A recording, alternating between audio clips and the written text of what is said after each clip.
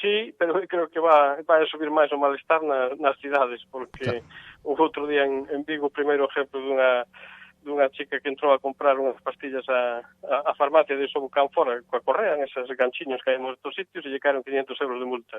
É unha desgracia ter este tipo de leis, é unha desgracia que este tipo de leis se voten nos parlamentos, coa cantidad de disparates e de aberracións, porque ao final isto está buscando humanizar os animales, e os animales, nin hai que humanizar os animales, nin hai que animalizar as persoas. Somos entes diferentes, e se non fai máis dano do que fai esta lei, porque os cans de caza e de traballo logramos entre todos, especialmente as organizacións agrarias e cazadores, que quedaran o marxe desta lei. Pero hai auténticas barbaridades, como que se te morre un can en un accidente de tráfico e non levabas exactamente todas as proteccións que decía que tal, te pode caer unha multa de 200.000 euros.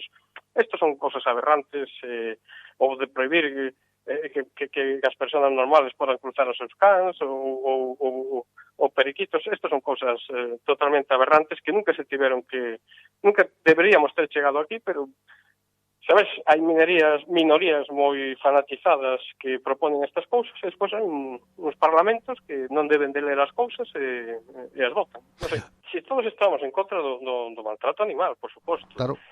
pero era algo que xa estaba perfectamente documentado na legislación, sobre todo no Código Penal, como falta ou como delito, dependendo da gravedade do maltrato, pero as cousas as hai que plantear ben.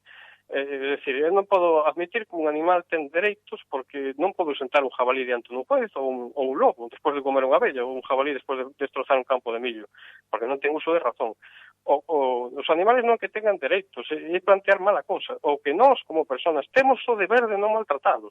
Eso sí, eso plantear ben a cuestión, pero non demos dereitos a uns animales porque non os poden ter, porque non poden ter deberes, porque non é unha cosa que choca contra toda a tradición occidental e que non aguanta 5 minutos de razonamento. Pode sentar un lobo diante do juez? Non, pois entonces non ten dereitos, porque non pode ter obligacións.